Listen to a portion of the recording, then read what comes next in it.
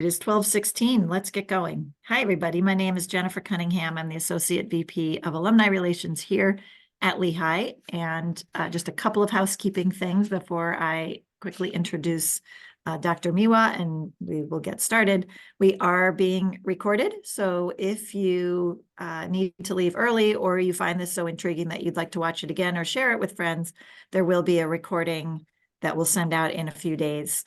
In order to have a wonderful interactive experience today, which is our goal, we are going to use the chat function. So if you have questions, when you have questions, put them in the chat box and I will read them aloud to Julie so she can concentrate on answering them for you. And again, this is an interactive experience. So she's going to speak for 10 to 15 minutes and then we'll get right into your questions and comments.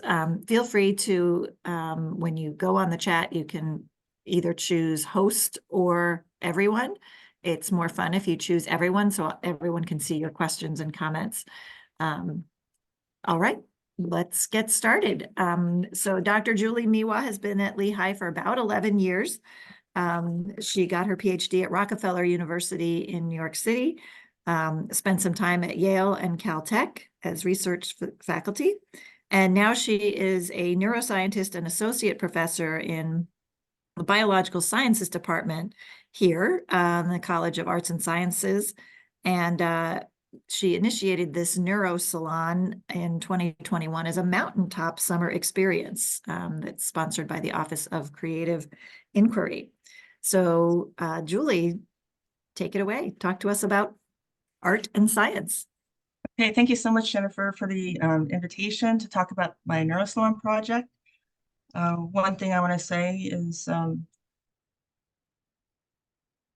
all the art that I'm going to show today is created by members of the project. So we might think of ourselves as people that want to grow and learn all throughout our lives. So even though we desire to change, though, we might strike out in a new direction only to find ourselves falling back into the same well-trodden path. And that's because change is easier said than done. Change of behavior actually can be pretty difficult. And it's not due to lack of motivation or any sort of character flaw.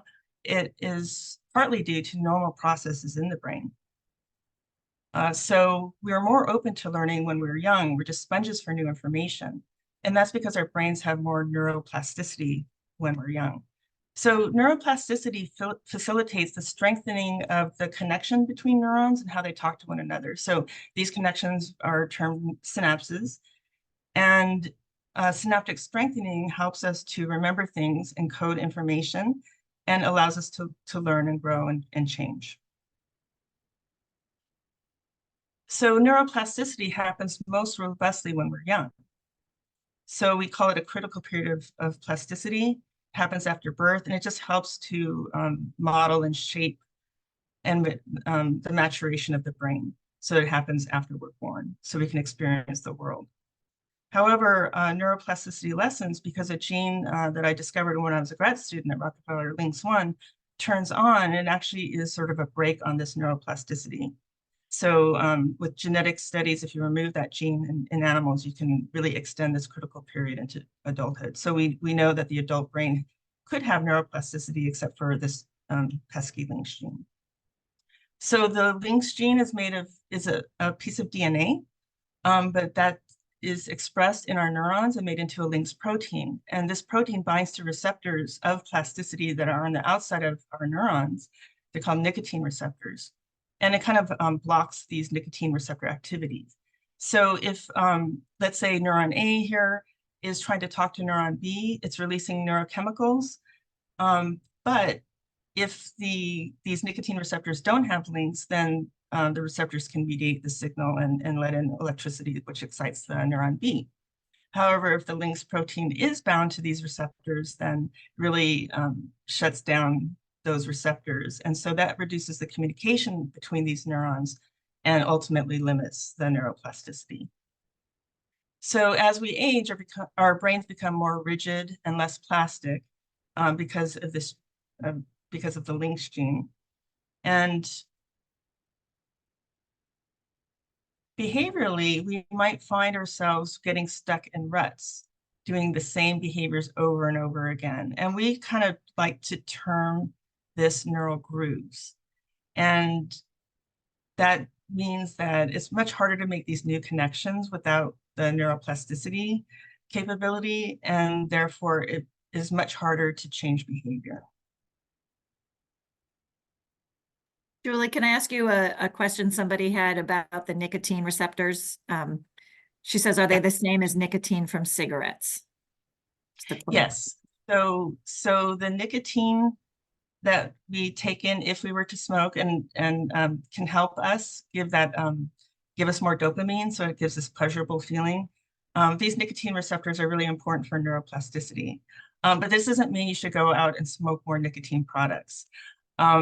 However, there might be ways through our activities that we can cause the release of chemicals like nicotine that would give us the boost and allow us to have more neuroplasticity. So we know through our animal studies, if we increase the endogenous nicotine, which is called acetylcholine, then we can reopen neuroplasticity in the adult animal.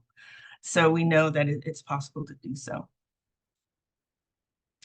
Okay, so if we think about, lynx as a cork, if we can remove that cork from the bottle, the nicotine receptors, or if we can override the effects of lynx, as I just said, if we increase the amount of the neurotransmitter acetylcholine, we can kind of override the inhibitory effects of lynx. So potentially we could capture new plasticity in our own lives for our benefit. Okay, so we might have this desire to make changes throughout our lives and continue to learn. But is it possible to recapture more neuroplasticity, or is it set in stone?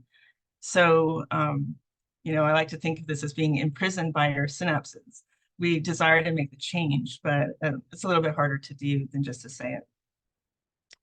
So one of the things that we explore in the project is other people's work, looking at psychological states called the flow state.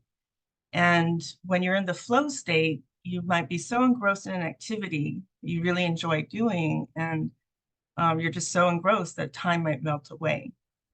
So you just have a lot of attention. If you have a lot of attention on something, you actually release more of this acetylcholine neurotransmitter I was telling you about. And when you're in the flow state, that's associated with an increase of activity of dopamine neurons, and then therefore the release of dopamine. And you might have heard of dopamine, and it kind of gives us that rewarding feeling, but it also just helps us to orient our behaviors. It motivates us to work harder. So when we have these activities that we love, we have like this pleasurable feeling, but that's intrinsically motivating us to continue in that direction. And that's why if we choose our activities to get more dopamine, that would be much more productive than if we were to smoke cigarettes, for instance, and just sort of blanket our brain with more dopamine. Because we want to do it in a physiologically relevant way. But it's kind of showing that we have some control over our neurochemical state. And so the project is really trying to encourage people to nurture the growth of their brains by carefully selecting their activities, because this is something that we have control over, what we pay attention to. And we can kind of think of it as mental nutrition that can just help us in the release of these neurochemicals that are beneficial for us. Okay, but activities that are beneficial for some people might not work for others. And that's because we're just so unique, and our brain wiring is so different. It's dependent on our early experiences, which obviously can be very different from person to person. So this is a representation, just a conceptual piece. When we think about when we're first born, we have many different avenues available to us. Think of language, depending if we're born in an English-speaking country or in Africa, that might definitely influence what language we are able to speak. So when we're young, we have many more pathways. But as we use some of our neural pathways, they get strengthened because of this neuroplasticity. So these narrow pathways can become streets, and we think of them as highways and superhighways because they become very efficient and they allow us to have the competency to speak a language, for instance. However, if we're not using certain connections, they'll get pruned away. And so over time, we end up with unique patterns of these neural connections because our experiences are different and also our genetics are different as well. So it's a combination of nature and nurture. So I just want to show some art, and these are self-portraits. So we ask all the members of the project to paint who they are. And this is not what they look like, but just who they are intrinsically. And so these are various works, but what you end up with is a series of artwork as varied as snowflakes. And this is just because our experiences are sculpting our brain wiring. So that creates this uniqueness that can influence what we're passionate about, what gives us that dopamine, our interests, and our competencies. And therefore, what could get us into that flow state, which would be beneficial for the release of certain neurochemicals, would be variable.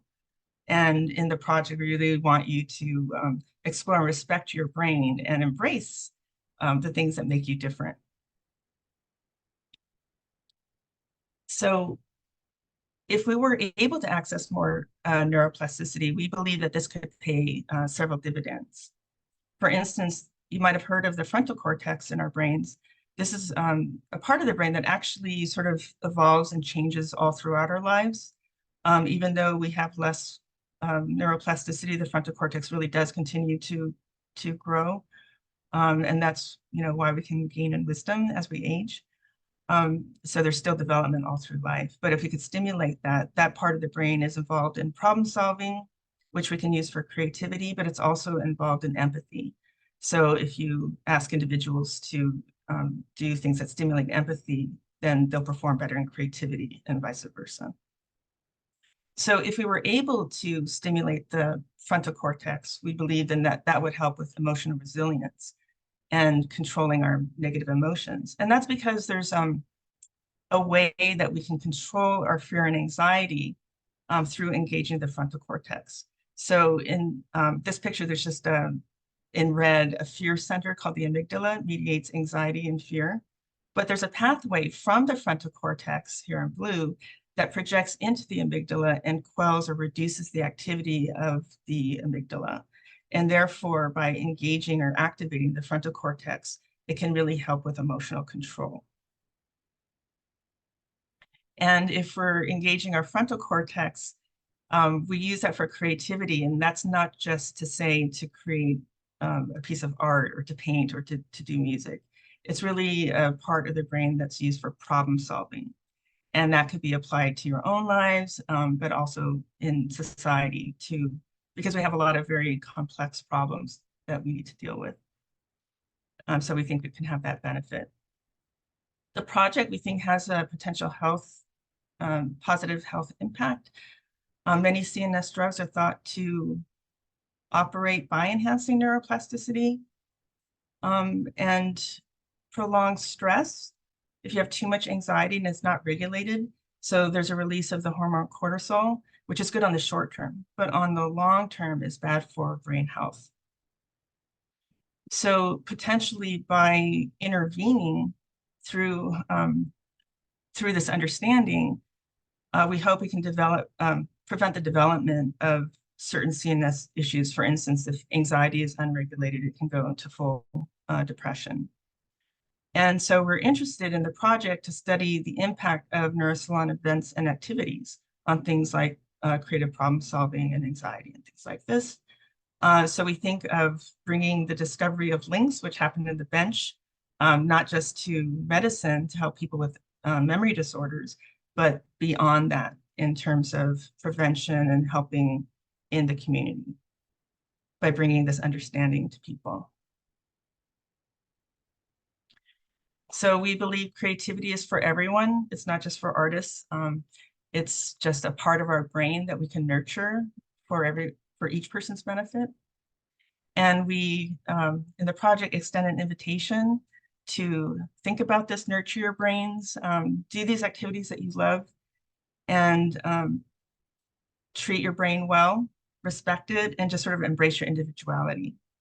The project has pop-up events periodically. They're multifaceted. They feature dance, music, and art. I also give a science talk. It's also interactive. So what we want is we have these different art stations that we have people just have fun, non-judgmentally having a fun time. And just that first step, kind of reminding you of things that you might have liked to do and kind of encouraging you it's okay to take time out to do these things, incorporate them into your lives because it would pay these dividends. And the project has a lot of things in the works. I just want to mention one of the things is to launch a European branch of the Neurosalon and to create instructional materials so that we can train people outside the Lehigh Valley. If you're interested, we're enrolling new members into the salon. So we're looking for, a wide variety of people, artists, healthcare professionals, writers, and educators, just to come in and help us in our mission. And if you're interested in the science, we have a website, neurosalon.org. So please visit that if you wish. And thank you to this wonderful team that I've had the privilege to work with. And a special thanks to these people, especially the Office of Creative Inquiry, who has been wonderfully supportive of the project, and in particular, Bill Whitney and Kanjan Mehta, also Hayden, and some of the people who have hosted us in their establishments have given us a venue to have these pop-up events. So are there any questions? Yes, thank you. We do have a few questions here in the chat. There were a couple of questions more about the nicotine receptors, wondering if they are the things responsible for nicotine addiction. And then kind of following on that, is it possible that early and ongoing exposure to nicotine as a youth might delay the onset of the LYNX-1 block? Okay, so the second question, I'm not sure about that, but in terms of nicotine, binding to these nicotine receptors, they are responsible for nicotine addiction. And that's partly because the nicotine receptors are on the surface of these dopamine neurons that release the dopamine that give us that reward. They're also on the endpoints, the part of the cell that releases the dopamine. And so if nicotine is on board and activating these receptors, it actually causes a boost, more release of dopamine. So this is one of the reasons why, nicotine can be addicting, because we like the pleasurable feeling of dopamine. And it's just human nature to want dopamine. And that's fine. It's just there are natural ways to get it through our activities, and not necessarily having to ingest nicotine. Right. Okay. Jane asks, are you saying that engaging in creative activities increases neuroplasty? We're saying that it could increase neuroplasticity. So we know that by doing these certain activities, getting into the flow state that's associated with release of dopamine. And dopamine is a neurochemical of neuroplasticity.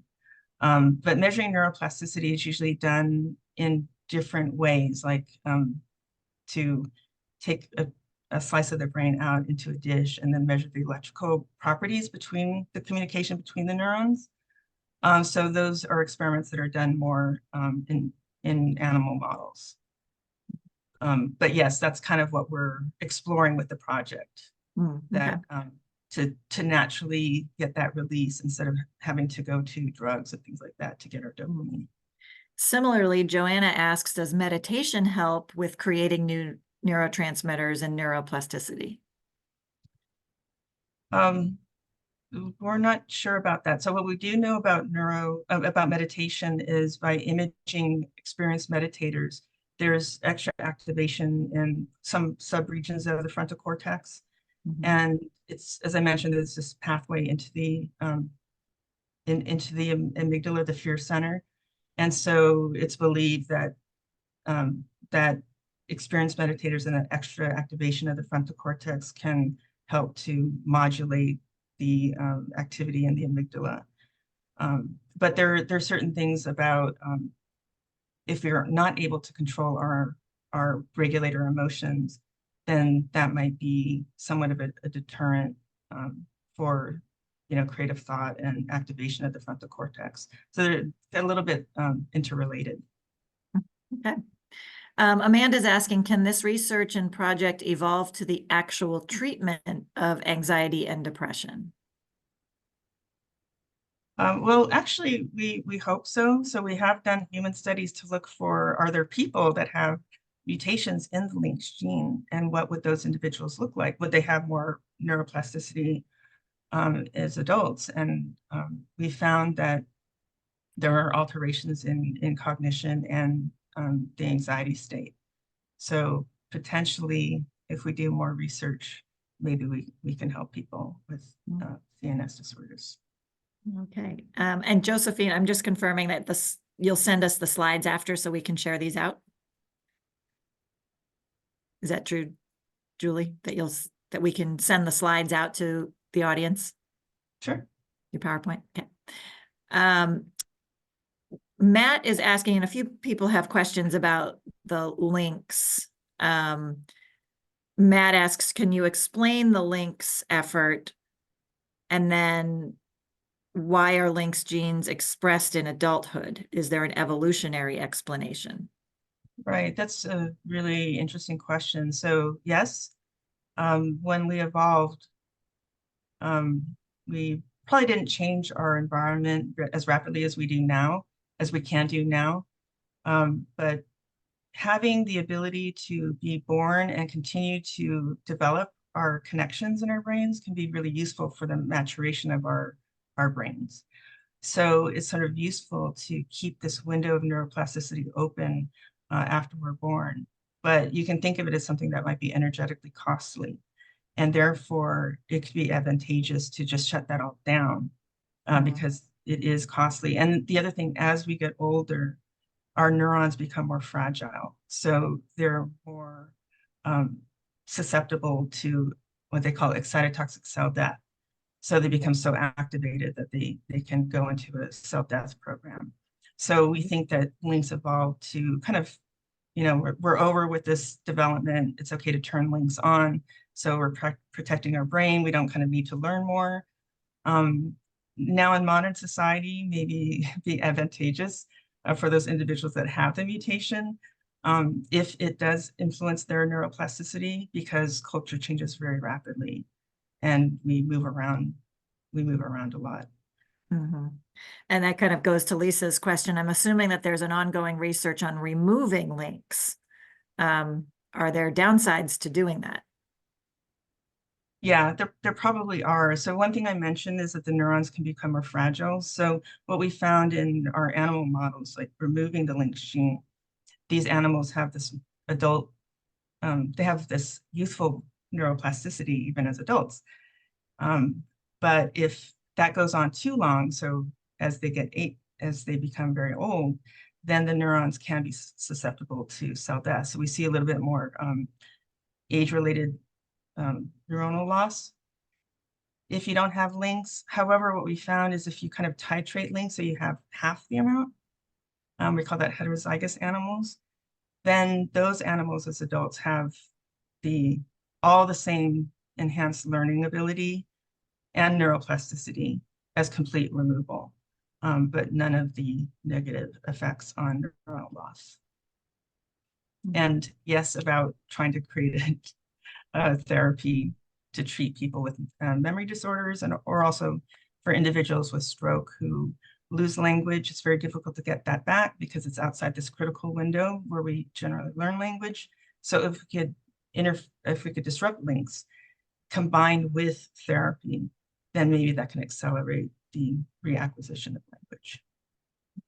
And how would you remove it? Did you like, is it a knife? Is it a Well, drug development, that's a completely different, very difficult thing to do. It's very difficult to develop drugs for the central nervous system. But one way that we've explored, and I've done some experiments in my lab, and that would be to, and so I mentioned the LINX gene as a piece of DNA. So the DNA makes RNA version that then gets converted into the LINX protein. So they're just mechanisms that can chop up the RNA. Mm, And if you use a specific sequence to the linked gene, then you can specifically chop up mm. um, the link's mRNA, and then you'll never have this linked protein being made. So that's one thing that we've done is like you inject into the bloodstream um, antisense, something that would bind to the link's mRNA, and then get it put into the destruction machinery. Okay. Jeff is asking back to the nicotine, are these also responsible for addiction in general or just the nicotine?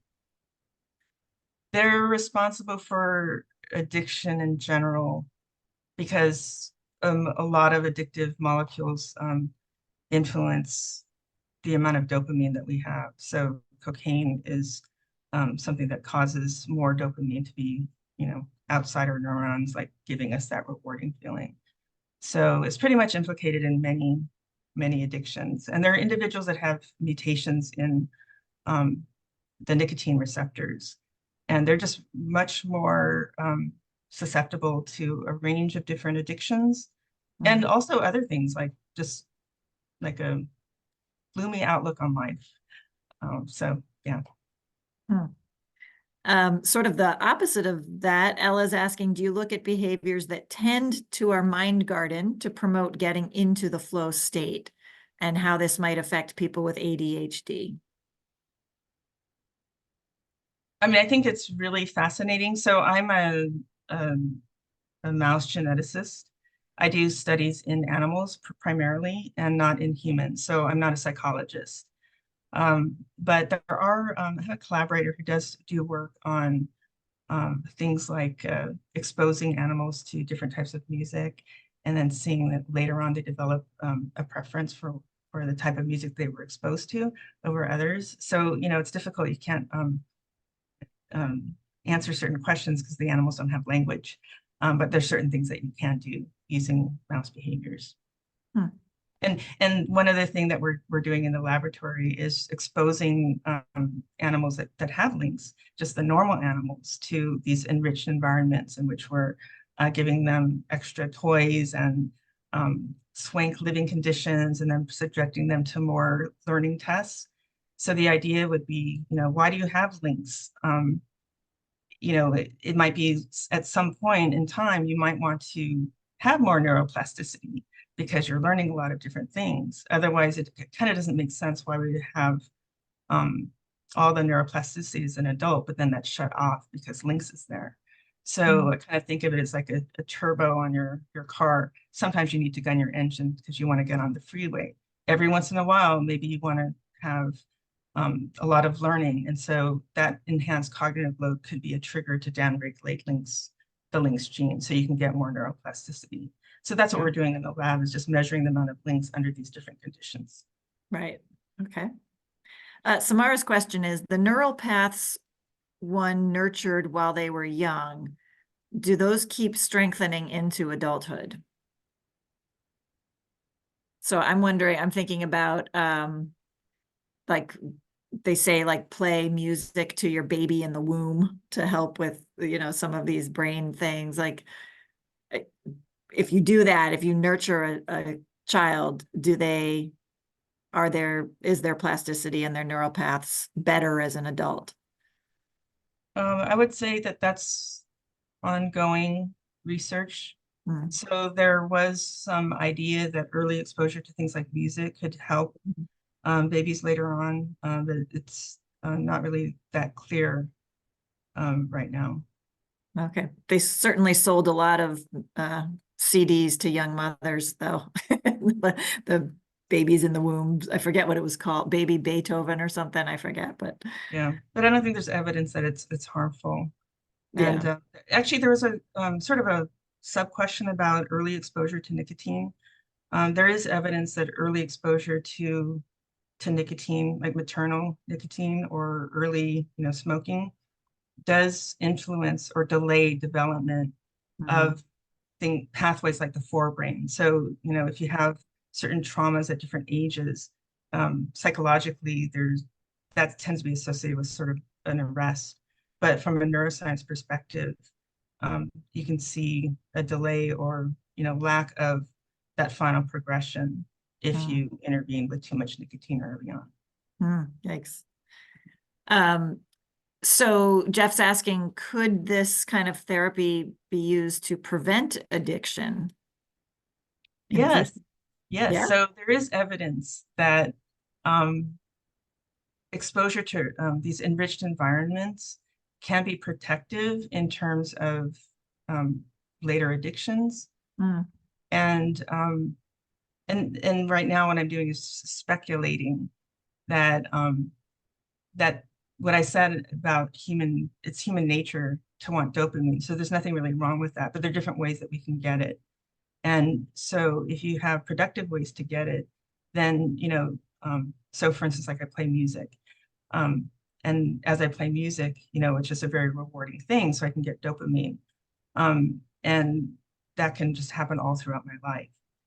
The issue with drugs of abuse, if you take cocaine, you just blanket your brain with a ton of dopamine, and your brain responds by doing things like downregulating the number of dopamine receptors. So then you just need to take in more of the drug of abuse to get that feeling. You might never get it back. So there's certain reasons why these drugs of abuse are just, they rewire your brain in kind of an unproductive way, because you're always kind of chasing that feeling and you might never get it again. Whereas if you use the natural way, I think you can, get your dopamine forever. Yeah. Does Lynx have any other influence within the brain beyond neuroplasticity, such as attention span or memory recall? We don't know that. There are a lot of things that we should be testing. So that would be something for the cadre of neuroscientists to look at these animals that lack links, and does it affect things like attention? Mm-hmm. Yeah. But I do think that with as we age, because we have these pathways, that it's just easier to use what's there. We can kind of like become entrenched and just use the same pathways over and over again. And if we're not intervening with the cycles of negative thought, I think those can become really entrenched without intervention. And we're oriented more towards negative thoughts because this anxiety center, the amygdala, it helps us to survive. If we can imagine, oh, that could be a bear, we better be careful. We're going to more likely survive a bear attack. And then our genes get put into the gene pool. So we're, very oriented towards alarm and negativity. Mm-hmm. But because that's our, our neural destiny, we actually have a way that we can counteract this strong negativity bias. And that's through our choice of activities that might counteract that. I see. Yeah, it's frustrating that we know that, but we can't change it. Like so many things are like our evolutionary brain wires us this way, but we know it, but we can't change it fast enough, Right, and that's why we think the project has resonance, because people just might feel really guilty of taking the time to do things that they really enjoy doing, because they feel guilty about it because they're responsible. But if you think of it as it's not empty calories, it's not just the dessert, it's our nourishment as well. Then if we take the time for that, but can influence the way we engage in life and other areas of our life. So I think that overall, over time, an individual could see that, it does help to counteract some of the negativity that we're constantly bombarded with. Yeah, it's amazing that we think about it as a selfish endeavor to take some me time and do these kind of things, which leads into Lisa's question about your community events. Are they open to anyone, any ages? Yep, they're completely open. We'll have something in July at the Ice House in Bethlehem. We're going to start to have more events on the campus, and we have invitations all over the country and even abroad. But yeah, so for the ones that are local, they're open and, please come. We have, um, we're working with an educator in special needs education who's a musician, and he's developing something called the Percussion Playhouse. And that's people can come in and they can just like bang on drums and create music or just create noise, but it's a therapeutic tool. It's not to become a good musician. It's just to like just have that joyous moment. And that's been like really helpful for his students. Are these events you're doing around the country? You know, we have alumni all over the world that would probably like to attend if you're traveling around. Are they open to alumni, or are these more things you're doing with other schools and things? They're definitely open. Yeah, they're Okay, definitely open. And we want to develop these materials that would be for young children and, for older people that might, be suffering from memory loss or something like this. So we hope it's something for young people and old people and everyone in between. great. But Well, we're still developing all those yeah, materials. yeah. If you keep in touch with us, we can send that out when we know you're traveling in an area with an active alumni group. That's great. Um, Lisa's also asking, who is the musician you're working with? Daniel Gonzalez. Oh, Daniel okay. Gonzalez is a wonderful jazz drummer, Hmm. just incredibly talented, but just found that some of his, special needs students just had trouble learning in the traditional way, but what if was approached in a different way, just given the materials to create the sound, Hmm. that that was a much better way for that individual to learn. But then tried to pilot that with other individuals and found that it was helpful to many different people. Neat. Dale's asking, with the FDA approval of a ketamine derivative for depression, are there any labs that you know of returning to the kind of hallucinogenic research being done 15 years ago or 50 years ago? Yes, yes. It's difficult to get funding for something involving hallucinogens, but there are studies looking at that with the microdosing, Yeah. and that it could influence neuroplasticity. So there's some data showing that yeah, even with one exposure to a hallucinogen, it can enhance neuroplasticity. Yeah, neat. Well, those are the questions. I believe we got through them all. Um, this has been really fantastic, and I think there's a lot of everything you say leads to more questions, leads to more questions. So, thank you for doing all this research. Are there ways that alumni can support you or help you? Definitely. As I said, if you had people that had expertise in education or mental health, artists, just to help us tell the story. We're writing a book right now, so professional writers, and just sponsorships. So, we want to expand this into other countries. So we are looking for grants and different funding to expand this out. And, we need to develop the correct materials. So if we're going to go into the schools, we need to work with educators with experience in development of, a program so that we do it properly. And, Okay. I might have talked, might have said some things today about psychology, and I'm not a psychologist. I'm a neuroscientist, so I think about the brain. So I would really like to have some psychologists in the project just to help to make that connection that I'm speculating, but I would like to have professional psychologists be part of the program.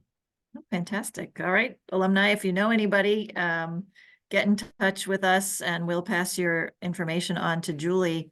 You can also, if you're interested in supporting the Neurosalon financially, just go to our giving page on our website and type in, I don't think you can, if you search for it, it doesn't come up that specific, but just write it in that you would be interested in supporting some of this financially so we can get some of these studies that you're doing advanced even further, and so that you can continue this really great work, fascinating work. So I thank you for being here, Dr. Miwa, and I thank everyone for coming today. And Lisa and other local alums, I definitely plan on going to one of these, so I hope to see you there. Thank you so Thank- much. Thank you, everybody.